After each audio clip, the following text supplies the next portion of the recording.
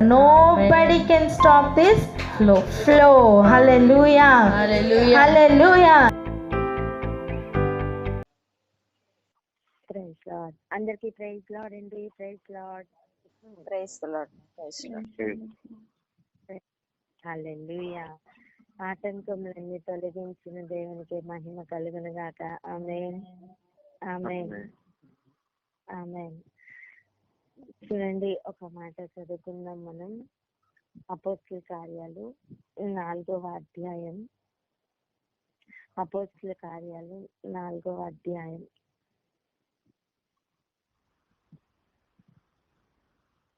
27వ వచనం ఒకసారి చదువుకుందాం. ఇది నిన్న మనం చదువుకున్న వాక్యమే. ఒకసారి అది చదువుకొని మనం సంఘంలన్నిటి గురించి ప్రార్థన చేసుకోవడానికి ముందుకు వెళ్దాం. కానీ అక్కడ ఒక శ్రేష్టమైన వాక్యం బట్టి మనం ముందుకు వెళ్ళాలి. ఆ మాటను ఒకసారి చదువుతుండగా విందాం. అపోస్తలుల కార్యములు 4వ అధ్యాయము 27వ వచనము. ఏవి జరగవలనని నీ హస్తమును నీ సంకల్పమును ముందు నిర్ణయించెను, వాటినన్నింటినీ చేయుటకై నీవు అభిషేకించిన నీ పరిశుద్ధ సేవకుడైన యేసునకు విరోధముగా హెరోదును, పొంతి పిలాతును, అన్యజనులతోనూ ఇశ్రాయేలు ప్రజలతోనూ ఈ పట్టణమందు నిజముగా కూడుకొనిరి. హల్లెలూయా. ఇక్కడ మనం నిన్న క్లియర్ గా మనము చదువుకున్నాం, ఇంకా ధ్యానించాం. ఏమనంటే ఆ ఉన్న తరంలో యేసు ప్రభు గారు భూమి మీద శరీరధారిగా వచ్చి నివసిస్తున్న ఆ 33.5 సంవత్సరముల కాలంలో ఉన్న సమకాలికులందరూ కూడా ఆ ప్రవచనం నెరవేర్చబడినట్లుగా కూడి వచ్చారు అని. కానీ అంతకంటే ముందు నిర్ణయించబడిన ఒక నిర్ణయము బట్టి కదిలినట్లుగా మనం చూస్తున్నాం. ఆ మాటనే మళ్ళీ చూసుకుంటున్నాం. చూడండి, ఏది జరగవలనని నీ హస్తమును నీ సంకల్పమును ముందు నిర్ణయించెను. హల్లెలూయా. దేవుడు ఏదైనా ఒకటి నిర్ణయించి ఉంటే అది జరగడం కోసం అన్ని కదిలొస్తాయని, తరము మొత్తం కదిలిందని, ఇక ఏలికలు కదిలారని, అధికారులు కదిలారని, వంశముల వారు కదిలారని మనం నేర్చుకున్నాం కదా. ఇదిగో అలాగైతే దేవుడు ఏదైనా ఒకటి నిర్ణయించి ఉంటే అది జరుగుటకు అన్ని అలాగనే కలిసి వస్తాయి. దేవుడు మనకి ముందు నుంచి నేర్పిస్తున్న ఒక మాటను జ్ఞాపకం చేయాలి. అదేంటంటే, దేవుడు ఒక మాటని గనక పలుకుతుంటే ఆ మాట నెరవేర్చబడినట్లుగా కావలసిన సామగ్రి, శక్తి, బలం అన్నీ కూడా ఆ మాటలోనే దాగి ఉంటాయి. చూడండి, ఒక విత్తనం విత్తేటప్పుడు దాని లోపల నుంచి రావాల్సిన మొక్క, ఫలములు సమస్తం కూడా ఆ విత్తనంలో దాగి ఉండట్లేదా? హల్లెలూయా. అర్థం చేసుకుందాం. ఒక విత్తనంలో ఏమేమి దాగి ఉంటాయండి? అంత పెద్ద చెట్టు ఆ విత్తనంలో దాగి ఉంటుంది. హల్లెలూయా. ఒక మామిడి చెట్టుని తీసుకోండి, ఆ ఒక్క టెంకలో ఆ ఒక్క టెంకాయ చూస్తున్నప్పుడు ఇది ఏముంది, ఆఫ్టర్ ఆల్ టెంకాయ అనిపిస్తుంది. కానీ ఆ టెంకాయని సరి అయిన స్థితిలో పెట్టినప్పుడు, సరి అయిన ఏరియాలో విత్తినప్పుడు ఆ టెంకాయలో దాగి ఉన్న సామర్థ్యత మొత్తం కొన్ని సంవత్సరముల వరకు బయటికి రావట్లేదా? హల్లెలూయా. ఒక టెంకాయ జస్ట్ ఇంకొక టెంకాయని, జస్ట్ ఇంకొక మ్యాంగోనిచ్చి దాని ప్రయాణం ఆగిపోతుందా? లేదు. ఒక చిన్న విత్తనములోనే అంత సామర్థ్యత ఉంటే అసలు ఆ విత్తనమునే కలుగును గాక అని పలికిన, ఆ విత్తనమునే చేసిన సృష్టికర్తలో ఉన్న సామర్థ్యం ఎంత?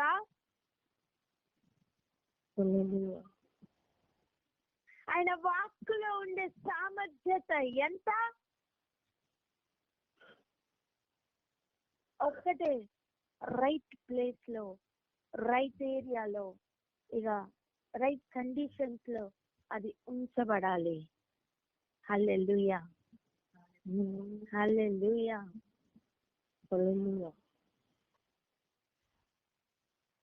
ఆ విత్తనం పెడుతున్నప్పుడు దాన్ని ఏదో కప్పిస్తున్నట్టుగా, లేకపోతే దానికి ఇంకా ఓపెన్ గా ఏది ఇక్కడ లేనట్లుగా అర్థం చేసుకోండి. ఒక మామిడికాయ టెంకాయ అనుకుందాం, అది ఓపెన్ గా అందరికి కనిపిస్తూ అలా ఉన్న సమయం, ఓపెన్ ఎయిర్ లో పెట్టినంత సమయం చాలా ఓపెన్ గా చాలా ఫ్రీగా తిరుగుతున్నట్టు అనిపిస్తుంది. కానీ దాని లోపల నుండి ఏమైనా దాని సామర్థ్యత బయటకు వస్తుందా?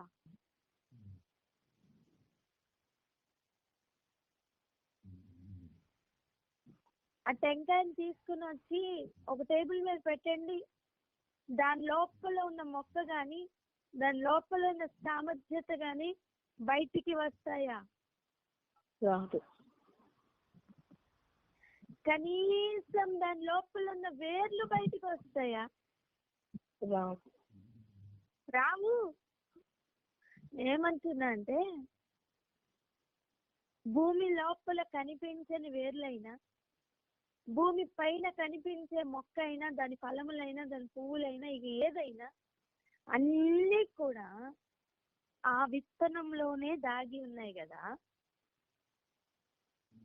అవి ఎప్పుడు బయటకు వస్తున్నాయి అని కనుక సరిగా గమనించగలిగితే, దానిని భూమి లోపల పెట్టినప్పుడు, దానికి కాస్త నీళ్లు తగిలినప్పుడు, అప్పుడు జరుగుతున్న కార్యం, దాని లోపల ఉన్న పొటెన్షియల్స్ అన్ని బయటికి రావడం స్టార్ట్ అవుతాయి. ఆమేన్. కానీ అంతకంటే ముందు దాని తొక్క ఉందే, అది పగలాల. హల్లెలూయా. అలాగని నువ్వు వెళ్ళి బ్లేడ్ పెట్టి కట్ చేస్తున్నావు బిడ్డ, నువ్వు వెళ్ళి ఏదైనా కత్తి పెట్టి కట్ చేస్తున్నావా? లేదే.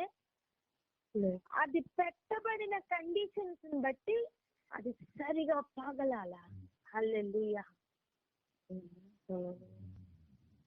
ఎంతమందికి అర్థమవుతుంది? ఆమేన్. అలాగనే దేవుడు ఒక మాట విత్తితే, ఒక మాటను పలికితే, అది నెరవేర్చబడడానికి కావలసిన సామర్థ్యం, అది నెరవేర్చబడడానికి కావలసిన పొటెన్షియల్స్ అన్ని కూడా ఆ మాటలోనే దాగి ఉంటాయి. కాలము, సమయము అన్ని కలిసి వచ్చినప్పుడు, ఆ సమయం వచ్చినప్పుడు ఆ మాట యొక్క లేయర్ ఏదైతే ఉందో అది పగులుతుందండి. వెంటనే రూట్స్ ఎలా అయితే వస్తాయో, పైనుంచి ఫ్రూట్స్ ఎలాగైతే వస్తాయో, ఇదిగో కనిపించే ఫ్రూట్స్ ఉన్నాయి, కనిపించని రూట్స్ ఉన్నాయి. ఇదెంత వాస్తవమో. ఒక మాట యొక్క నెరవేర్పుకు పట్టు, ఇదిగో కనిపించని రూట్స్ ఆ పలికిన దేవుని యొద్ద నుండి వస్తాయి. కనిపించే ఫ్రూట్స్ అవి అందచేస్తున్న మనుషులకు దొరుకుతాయి. హల్లెలూయా. నాట్ టు ఆల్, అందరికీ కాదండి. దేవుడు నిర్ణయించిన వారికే అవి దొరుకుతాయి. హల్లెలూయా. మనుషులందరి మీద ఆయన ఆత్మను కుమ్మరించాలనేది అంత్య దినములలో దేవుడు కలిగి ఉన్న సంకల్పం కాదా? అదే అంత్య దినముల్లో అపాయకరమైన కాలములు వచ్చును అనేది కూడా వాక్యం. అదెవరికి? ఇదెవరికి?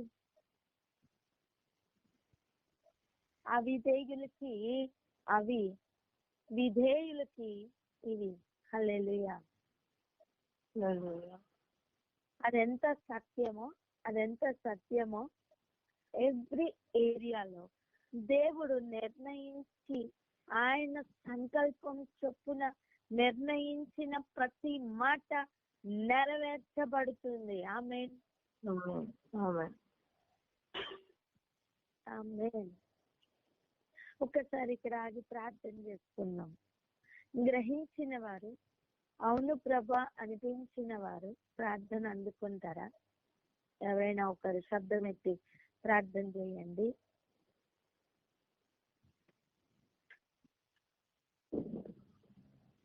స్తోత్రం స్తోత్రం స్తోత్రం స్తోత్రం. పరిశుద్ధుడ గొప్ప దేవ, మహోన్నతమైన మా తండ్రి, వందనములు స్తోత్రములు నాయన ప్రభు తండ్రి. పునరుత్థాన దినం ముందు ప్రభు అయ్యా తండ్రి నాయన మహోన్నతమైన ప్రభు నీ వాక్కులు వినుటకును నా తండ్రి నాయన యేసయ్య ప్రభు గ్రహించుటకును తండ్రి మీరు ఇచ్చిన గొప్ప కృపను బట్టి వందనములు స్తోత్రములు నాయన. అవునయ్యా తండ్రి, అయ్యా మీ సంకల్పం చొప్పున ప్రభు అయ్యా యేసయ్య తండ్రి నాయన ప్రభు జరగనున్న ప్రతి కార్యమును కూడా అయ్యా తగిన సమయమందు ప్రభు తండ్రి నాయన యేసయ్య తగిన రీతిలో జరిగించగలిగిన గొప్ప దేవుడు మీరే అయ్యా. అవునయ్యా, చిన్న విత్తనములోనే నా దేవా తండ్రి ఆ మహావృక్షము తండ్రి నాయన అయా ఫలములు తండ్రి నాయన ప్రతి ఒక్కటి ప్రభు తండ్రి నాయన వేసే చిన్న విత్తనంలో దాగి ఉండగా తగినటువంటి ఆయా సమయంలో తండ్రి నాయన అయా ప్రభు సరైన రీతిలో సరైన పద్ధతిలో ప్రభు అయా తండ్రి నేను ఆ విత్తనములను ఉంచినప్పుడు ప్రభు దాని లోపలున్న ప్రతీది కూడా ప్రభు తండ్రి నేను ఏసయ్యా అవును తండ్రి, కనపడినవి కనపడనివి నా తండ్రి నేను ఫలములైనను వేర్లైనను ప్రభు తండ్రి నేను తగిన సమయం అందు వస్తూ ఉన్నాయి తండ్రి. అవునయ్యా, అది మీ చిత్తమై ఉన్నది ప్రభు. అయా తండ్రి నాయన ప్రభు చిన్న విత్తనములోనే ప్రభు మీ సంకల్పం అంతా గొప్పగా ఉన్నది ప్రభు. అయా తండ్రి ఆ రీతిగా తండ్రి నాయన ప్రభు నీ బిడ్డలమైన ప్రభు మమ్మల్ని కూడా తండ్రి అయా మీ చిత్తానుసారంగా ప్రభు మిమ్మల్ని ఏర్పరిచిందని నమ్ముచున్నాము తండ్రి. అయా ప్రభు తండ్రి నాన్న అవునయ్యా, విధేయులై ఉన్న వారికి ప్రభు తండ్రి నీ ఆత్మ కార్యములు అయా విధేయులై ఉన్న వారికి తండ్రి నాయన యేసయ్యా ప్రభు ప్రతి ఒక్కరికి తండ్రి నాయన ఆ ఫలములు కాదు కానీ తండ్రి విధేయత కలిగి ఉన్న ప్రతి ఒక్కరికి నా తండ్రి నాయన యేసయ్యా ప్రభు అయా తండ్రి నీ ఆత్మానుసారముగా జీవించే కృప కలదు తండ్రి నేను అట్టి విధేయులుగా ప్రభు మేము ఉండడానికి తండ్రి మీరే సహాయం దయచేయమని వేడుకుంటున్నాము.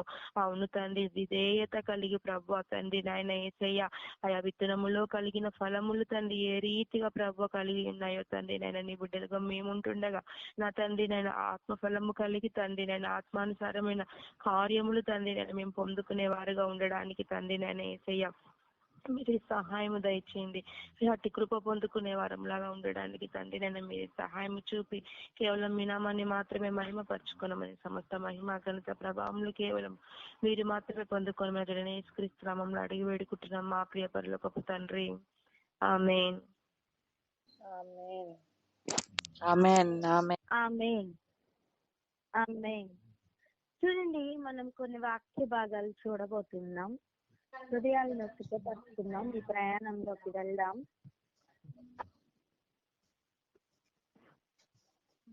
దావీదు పలికిన ప్రతి మాట కూడా ఒక ప్రవచనమని, అది మహాజ్ఞానము చేత తను పాడుతున్న కీర్తనల్లో తనకి తెలిసి పాడాడా, తనకి తెలియకుండా పాడాడా లేదా పలికాడా అనే విషయం మనకి తెలియదు. కానీ తనకి ఉన్న పరిస్థితులను బట్టి తాను పలుకుతున్న ఒక్కొక్క మాటను తానే పలుకుతున్నాను అనుకున్నారా లేదా పరిశుద్ధాత్మ దేవుడు పలికించారు అనుకుంటున్నారా మనకైతే తెలియదు. కానీ దావీదు యొక్క అనుభవం చాలా గొప్ప అనుభవం. హల్లెలూయా. ఎందుకంటే ఈ ఆల్మోస్ట్ 28 తరముల ముందు పలికిన ఆ దావీదు యొక్క మాటలు 28 తరముల తర్వాత నెరవేర్పులోనికి వస్తున్నప్పుడు వాటిని గ్రహించడానికి కూడా దేవుడు కొంతమంది కన్నులు తెరిచారే. ఆ ప్రణాళిక గొప్పది. చూడండి, ఈరోజు మనం చదువుతున్న సామెతల భాగంలో సొలొమోను సామెతలే ఇవి కూడా, కానీ వాటిని ఎవరు ఎత్తిపెట్టి రాశారట? చూసి చెప్పండి. ఇవి సొలొమోను సామెతలే.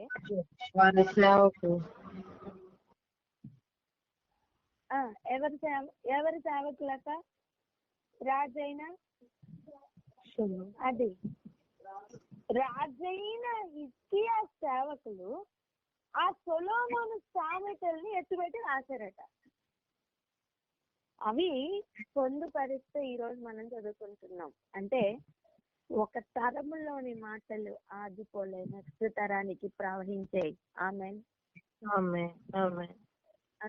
అంతవరకు ప్రవహించేయండి, నేటి మన తరం వరకు ప్రవహించాయి. హల్లెలూయా. ఇప్పుడు ఒక ప్రశ్న అడగనివ్వండి. మనం లెక్కలు వేసుకున్న ప్రకారం 28వ తరం దావీదుదైతే సొలొమోను నుంచి ఎన్ని తరాలు అవ్వాలి యేసు ప్రభు వరకు? హల్లెలూయా, 27 తరాలు. అక్కడి నుంచి మన వరకు ఎన్ని తరాలు? 70 సంవత్సరాల లెక్కన 29 తరాలు. 27 + 29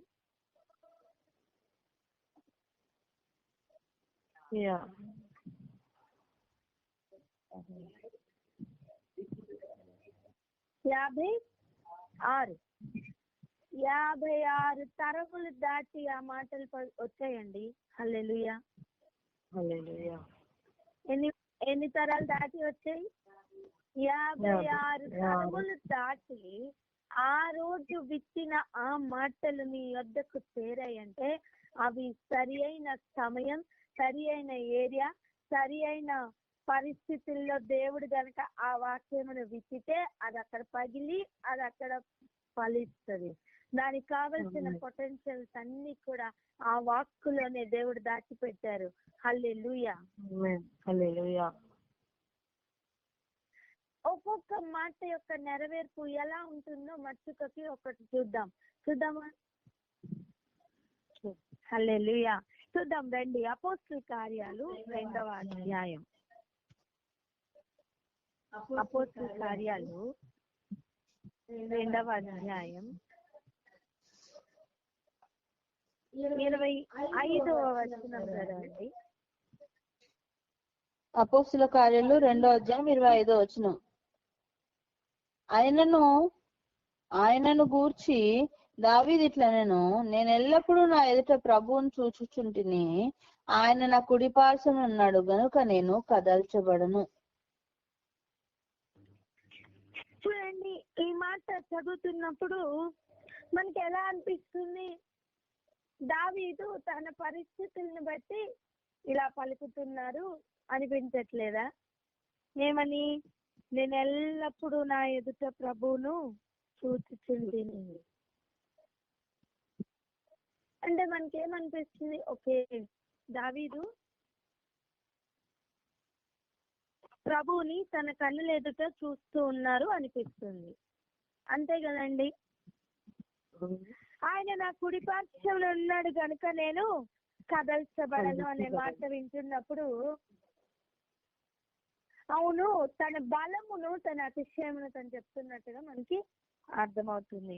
ఇంకా చూడండి, కావున నా హృదయము ఉల్లసించెను, నా నాలుక ఆనందించెను, మరియు నా శరీరము కూడా నిరీక్షణ కలిగి నిలకడగా ఉండును అని చెప్తూ, నీవు నా ఆత్మను పాతాళంలో విడిచిపెట్టవు, నీ పరిశుద్ధిని కుళ్ళు పట్టునీయవు, నాకు జీవ మార్గములు తెలిపితివి, నీ దర్శనం అనుగ్రహించి నన్ను ఉల్లాసముతో నింపెదవు అని పలికిన ఈ మాటలు యొక్క ప్రవచన సారం, ఇక ఆ ప్రవచన నెరవేర్పు ఏ విధంగా దేవుడు బయటికి తీసుకుని వచ్చారు అనే విషయాన్ని ఆ రోజు ఉన్న పేతురుకు దేవుడు కన్నుల పేరుకు చూపిస్తున్నారు.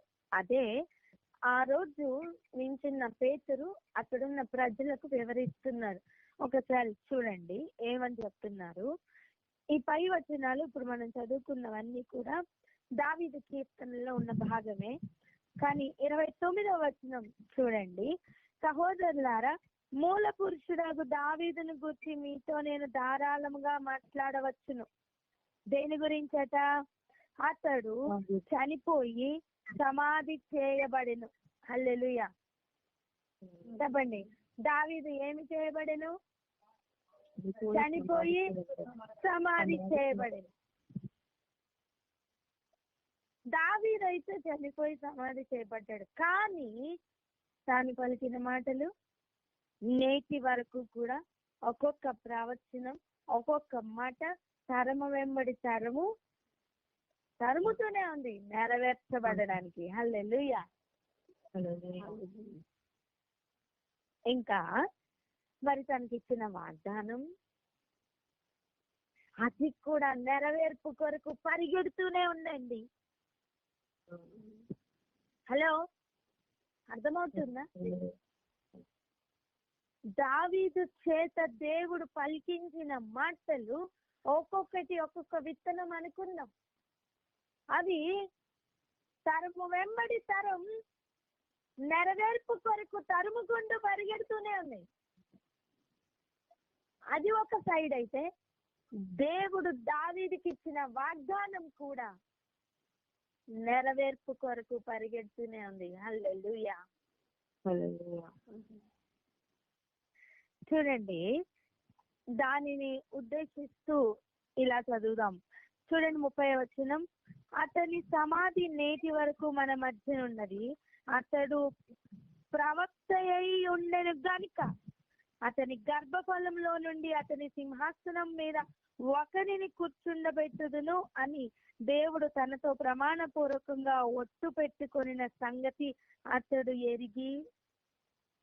ఇప్పుడు చూడండి, దావీదు యొక్క వాగ్దానమైన ఈ సింహాసనం ఏ కాలములో, ఏ సందర్భంలో చెప్పబడ్డాయి? దావీదు యొక్క కాలంలో సొలొమోను కోసం చెప్తున్నట్లుగా అనిపిస్తుంది కాదా? సొలొమోను ద్వారా మందిరం కట్టించినప్పుడు సొలొమోనులో ఈ ప్రవచనం నెరవేరిందేమో, ఈ వాగ్దానం నెరవేరిందేమో అనిపిస్తుంది. కానీ తాను పలికిన ప్రతి మాట క్రీస్తులో నెరవేరాయి. హల్లెలూయా. హల్లెలూయా. చెప్పేది ఏంటంటే 28 తరముల ముందుకు వెళ్ళి చూస్తే దావీదు దగ్గర నుంచి చూడండి, నెక్స్ట్ తరంలో నెరవేరుతున్నట్టుగా కనిపించాయి. కానీ 28 తరముల తర్వాత దాని పూర్తి నెరవేర్పు భూమి మీద క్రీస్తులో జరిగాయి. హల్లెలూయా. దావీదైతే పాతి పెట్టబడ్డాడు, కానీ దేవుడు తనకిచ్చిన వాగ్దానం పాతి పెట్టబడలే. ఒకవేళ అనిపించచ్చు అది పాతి పెట్టబడిందేమో అని, కానీ సరి అయిన టైం వచ్చినప్పుడు ఆ ప్రతి మాట పగిలినట్టుగా, ఆ ప్రతి ఫలింపు కూడా చూచుటకు కన్నులు తెరవబడును గాక. ఆమేన్. అందుకే చూడండి 31వ వచనం ఏమని చెప్తున్నారు? క్రీస్తు పాతాళంలో నిలువబడలేదనియు ఆయన శరీరము కుళ్ళిపోలేదనియు దావీదు ముందుగా తెలుసుకొని ఆయన పునరుద్ధానమును గూర్చి చెప్పెను. హల్లెలూయా. ఒక మాట గమనించండి, ఆయన పునరుద్ధానం గురించే చెప్పారని నిజంగా పైన వచనాలు చదివితే మనకు అర్థమవుతుందా? లేదండి. ఆ మాటలు దావీదు గురించి తాను చెప్పుకున్నట్లుగా అనిపిస్తుంది.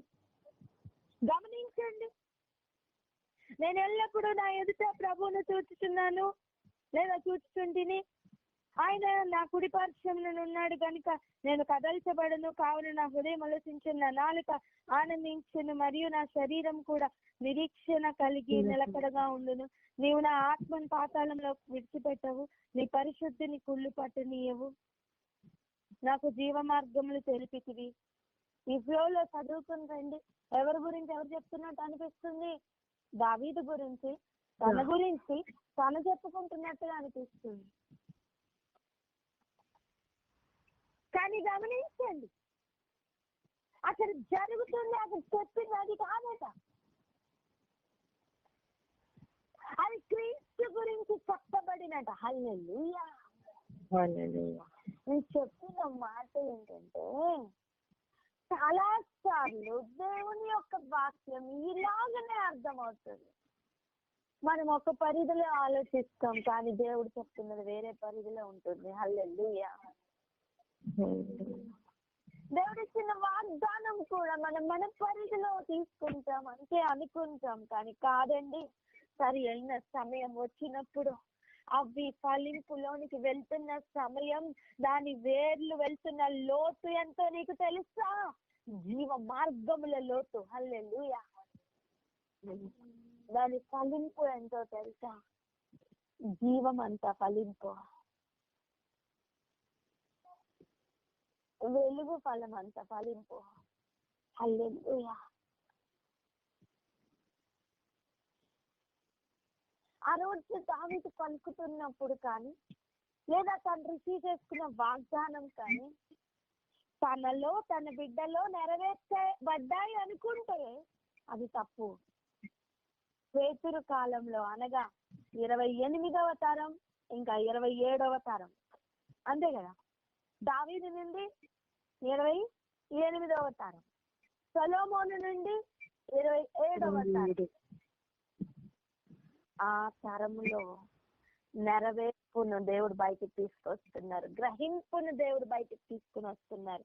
అందుకే పేతురు పలుకుతున్న మాటలు జాగ్రత్తగా చూడండి. క్రీస్తు పాతాళంలో విడవబడలేదనియు, ఆయన శరీరము కుళ్ళిపోలేదనియు దావీదు ముందుగా తెలుసుకొని ఆయన పునరుద్ధానమును గురించి చెప్పాను. హల్లెలూయా. ఇప్పుడు ఒక మాట అడగనివ్వండి, దావీదుకు ముందుగా తెలుసని పేతురుకి ఎలా తెలిసిందండి? హల్లెలూయా. పరిశుద్ధాత్ముడు దావీదుకు తెలియజేసిన పరిశుద్ధాత్ముడే పేతురు కూడా తెలియజేస్తారు. ఆమేన్. హల్లెలూయా. ఆమేన్. అలాగైతే 29 తరముల తర్వాత, 56 తరముల తర్వాత నేడు నీకు నాకు కూడా పరిశుద్ధాత్ముడే గ్రహింపజేస్తున్నారు. ఆమేన్. ఆమేన్. ఆమేన్. హల్లెలూయా. ఆమేన్. చూడనా, నువ్వు ఒక్క మాట నెరవేర్చబడలేదని కదిలిపోతున్నావే, ఒక్క వాగ్దానం గురించి అర్థం కాక అసలు ఎందుకు నా పరిస్థితులు ఎలా ఉన్నాయని అలాగా కృంగిపోతున్నావే, ఎప్పుడు ఎప్పుడు ఎప్పుడు అని అలా నువ్వు నీ పరిస్థితులను బట్టి నువ్వు కదిలిపోయి కృంగిపోయి నిరాశతో నిస్పృహతో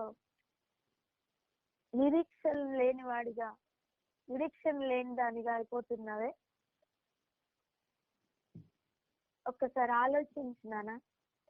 మరి దావీదు ఏమైపోవాలి? మరి సొలొమోను ఏమైపోవాలి? ఆలోచించండి. ఎన్ని మాటలు నెరవేర్పులో వారు చూడలే, కానీ అవి నెరవేర్చబడ్డాయి. వారి తరతరములకు అవి నెరవేర్చబడ్డాయి.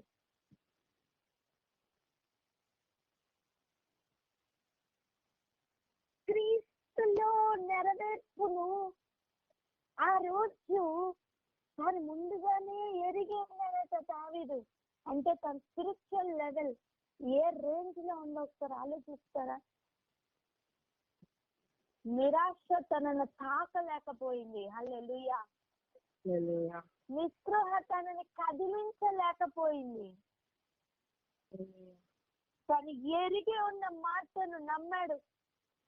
తాను ఉన్నా లేకపోయినా అది నెరవేర్చబడుతుంటే తను ఎరిగి ఉన్న మాటలు కూడా దేవుడు తన నెక్స్ట్ తరములకు దృష్టాంతంలో పెట్టారు. చెప్పే మాట ఏంటి తెలుసా? ఇప్పుడు 23వ వచనం చదవండి. అపోస్తలుల కార్యాలు 2వ అధ్యాయం 23వ వచనం చూడండి. దేవుడు నిశ్చయించిన సంకల్పమును ఆయన భవిష్యత్ జ్ఞానమును అనుసరించి అప్పగింపబడిన ఈయనను మీరు దుస్తుల చేత సిలువ వేయించి చంపిరి. అక్కడ మన మ్యాటర్ ఈరోజు సిలువ వేయించి చంపిరి అనేది కాదు, కానీ దేవుని సంకల్పం. హల్లెలూయా. ఏమంటున్నారు? దేవుడు నిశ్చయించిన సంకల్పం, ఆయన భవిష్యత్తు జ్ఞానం అనుసరించి ఇవన్నీ జరిగాయి. అర్థమవుతుందా? దేవుడు ఆల్రెడీ నిర్ణయించారు, దేవుడు ఆల్రెడీ సంకల్పించారు. ఆ విషయం జరగడానికి ఇవన్నీ జరుగుతున్నాయట. ఏవన్నీ? ఆయన సిలువ వేయడం కానీ, ఆయన్ని సిలువ వేయడం కానీ అన్నీ కూడా దేన్ని అనుసరించి జరుగుతున్నాయంటే ఆయన సంకల్పమును అనుసరించి, ఆయన నిర్ణయమును అనుసరించి. అమ్మా, ఈ రోజు ఈ మాటల్ని గ్రహిస్తున్న మనం ఆ రోజు దావీదు కలిగి ఉన్న నిరీక్షణ కలిగి ఉండాలి, అంతకంటే ఎక్కువ. ఆమేన్.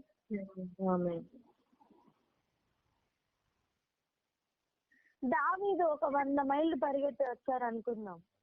నువ్వు మళ్ళీ ఫస్ట్ నుంచి ఎందుకు స్టార్ట్ చేస్తావు? 101 నుండి స్టార్ట్ చేయి. అలా ఆయన నిర్ణయించిన నిర్ణయం ఖచ్చితంగా జరుగుతుందని, ఆయన వాగ్దానం ఖచ్చితంగా నెరవేర్చబడుతుందని, ఆయన ఏం పలుకుతున్నారో కూడా కలిగి ఉన్న గ్రహింపు, శ్రేష్టమైన గ్రహింపు ఉంది. అటువంటి గ్రహింపు నేటి సంఘములకు కలుగును గాక. ఆమేన్.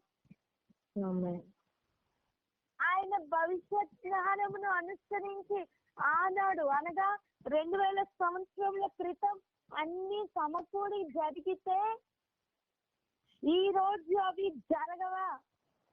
ఖచ్చితంగా జరుగుతాయి. చెప్పండి, ఖచ్చితంగా జరుగుతాయండి. ఖచ్చితంగా జరుగుతాయి. అమ్మ, నీ నిరీక్షణ ఎవరి మీద? అది దేవుని మీద అయితే ఖచ్చితంగా నువ్వు మేలుని చూస్తావు. నీ నిరీక్షణ మనుషుల్ని ఆధారం చేసుకుని ఉందా? అది వ్యర్థపడుతుంది, అది వ్యర్థమైపోతుంది. ఎందుకంటే దేవుని యొక్క వాక్కు ఎంత పవర్ఫుల్ గా చూడండి. ఆ వాక్యంలో దాగి ఉన్న పొటెన్షియల్స్ నీకు తెలీదు.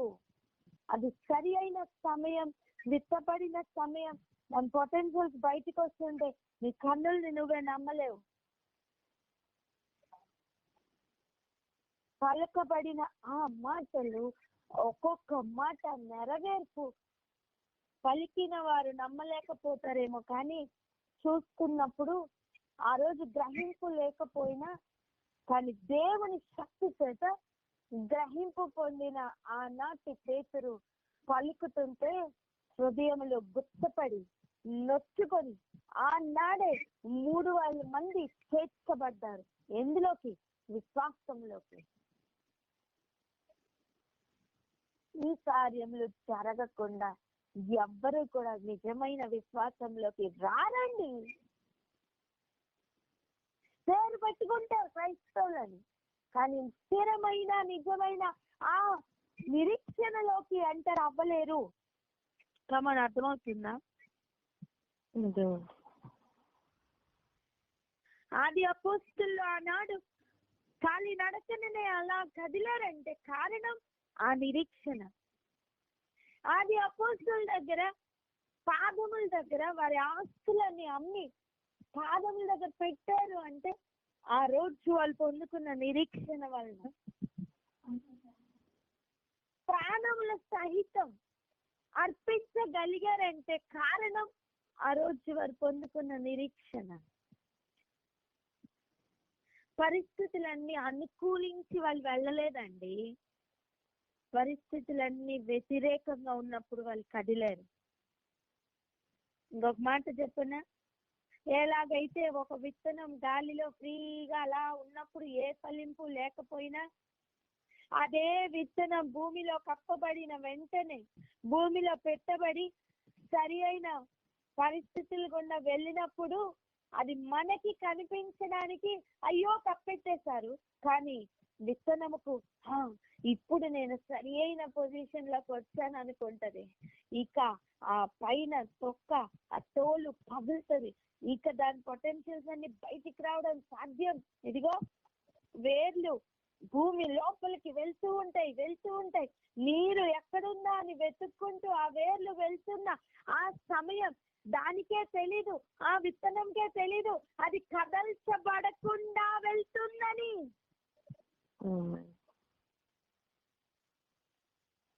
నేను ఎన్నడూ కదల్చబడను అని ఆ విత్తనంకి తెలియదండి.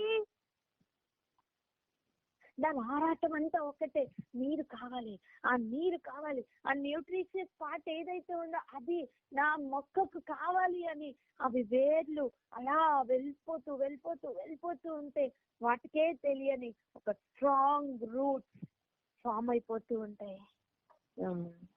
ఇదంతా కనపడని ఏరియా. హల్లెలూయా. ఇక భూమి మీద నుంచి వస్తున్న ఫలం, దానికి వచ్చే ఆటుపోట్లు, దానికి వచ్చే తుఫాన్లు, దానికి వచ్చే వరద, వాన, వర్షం ఏదైనా కానివ్వండి, గాల ఎన్ని వచ్చినా సరే అది పొందుకున్న బలం ఎక్కడి నుంచి? రూట్స్ లో నుంచి. హల్లెలూయా. అది పొందుకున్న బలం ఎక్కడి నుంచి చెప్పండి? రూట్స్ లో నుంచి. ఇక ఆ చెట్టు కదులుతుందా? ఆ చెట్టు పడిపోతుందా? పడదండి, పడదు. రూట్స్ వెళ్ళడం కొంచెం కష్టమే. రూట్స్ వెళ్ళడం అనుకూల పరిస్థితుల్లో వెళ్తున్నాయా? కాదు. ఏ న్యూట్రిషన్స్ కోసం అయితే ఆ రూట్స్ వెళ్ళాయో అనేకులకు న్యూట్రిషన్ ఇచ్చేటట్లుగా ఆ ఫలములు తర్వాత తయారవుతున్నాయి. ఆమేన్.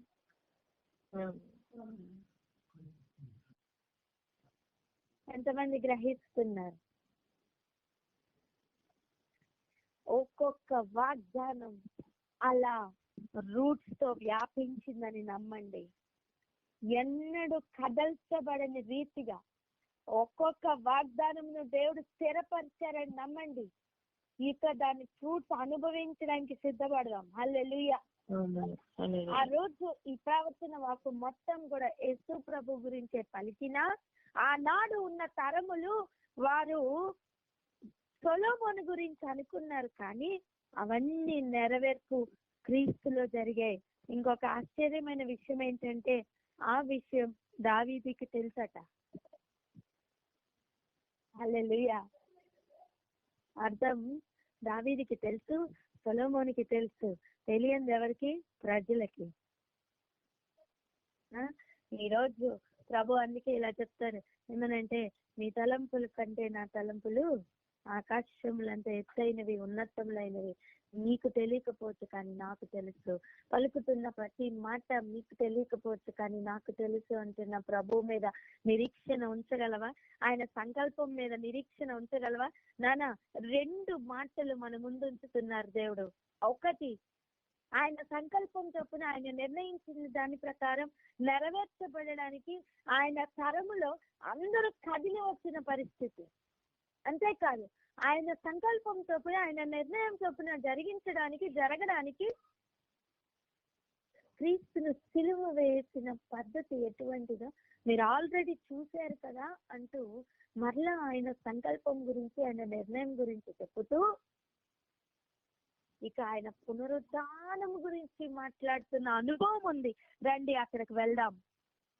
33-4 వచనాలు చూడండి. అపోస్తలుల కార్యాలు 2వ అధ్యాయం 33-34. కాగా ఆయన దేవుని కుడి పార్శ్వమునకు హెచ్చింపబడి సిలువ వేస్తున్న సమయం ప్రజల దృష్టికి అది తగ్గింపు. అయ్యో చచ్చిపోతున్నాడు, అయ్యో చచ్చిపోయారు. సిలువ గురించి మాట్లాడినప్పుడు మనకు కూడా ఎలా అనిపిస్తుందండి? అయ్యో అనిపిస్తుంది కదా. కానీ నువ్వు పునరుద్ధానపు శక్తిని అనుభవిస్తే అయ్యో అనిపించదు, వావ్ అనిపిస్తుంది. ఎందుకు తెలుసా? ఆయన హెచ్చించబడిన స్థితి ఎక్కడికంటే తండ్రి యొక్క కుడి పార్శ్వం నాకు. హల్లెలూయా. అర్థం, ఆయన కుడిపార్శ్వంలోకి చేర్చి మనల్ని కూడా కుడిపార్శ్వంలోకి చేరుస్తారు. హల్లెలూయా. అర్థమవుతుందా? ఆయన కుడిపార్శ్వంలోకి చేరితే ఇక మనల్ని కూడా ఎక్కడికి చేరుస్తారు. హల్లెలూయా. ఆ నిరీక్షణ ఎంత గొప్పది చెప్పండి. ఆ నిరీక్షణ ఎంత గొప్పది. సంకల్పం మనకి ఈరోజు అర్థం అవ్వాలమ్మా. ఆయన నిర్ణయం ఈరోజు మనకి అర్థం అవ్వాలి. అది 70 సంవత్సరాలకి సంబంధించింది మాత్రమే కాదు, యుగ యుగములకు సంబంధించినది. తరము తరము తరము తరము వెంబడి అది ప్రవహిస్తూ యుగ యుగముల వరకు అది వ్యాపిస్తుంది. హల్లెలూయా. ఎప్పుడైతే మనం ఈ నిరీక్షణలోకి ఎంటర్ అవుతామో చూస్తున్న చూపు యొక్క లెవెల్ మారిపోతుంది నాన్న. హల్లెలూయా. ఇంకా చూడండి, ఈ యేసును లేపారట, దానికి మేమందరం సాక్షులం అని చెప్తూ ఆయన కుడిపార్శ్వంకు హెచ్చింపబడి పరిశుద్ధాత్మను గూర్చిన వాగ్దానమును తండ్రి వలన పొంది మీరు చూచుచూ వినుచున్న దీనిని కుమ్మరించి ఉన్నాడు. దేనిని? పరిశుద్ధాత్ముని యొక్క వాగ్దానం. పరిశుద్ధాత్ముడు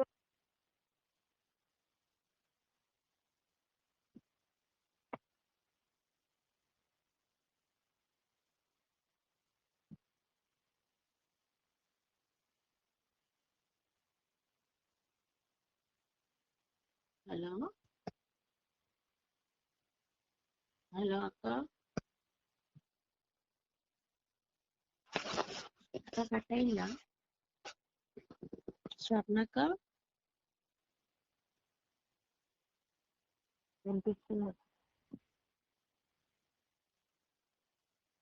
అక్క, కాల్ కట్ అయిందా?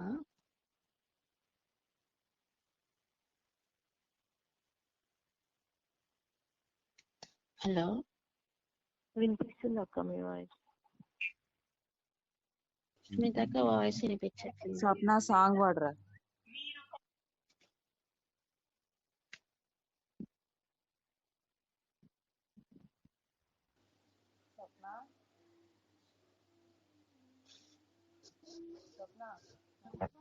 ఆకాశము ఈ భూమియు ప్రతించవు నీ మాటలు. ఆకాశము ఈ భూమియు ప్రతించవు ఈ మాటలు. శాశ్వతమైనది నీ రాజ్యము, శాశ్వతమైనది నీ రాజ్యము. ఆ రాజ్యములో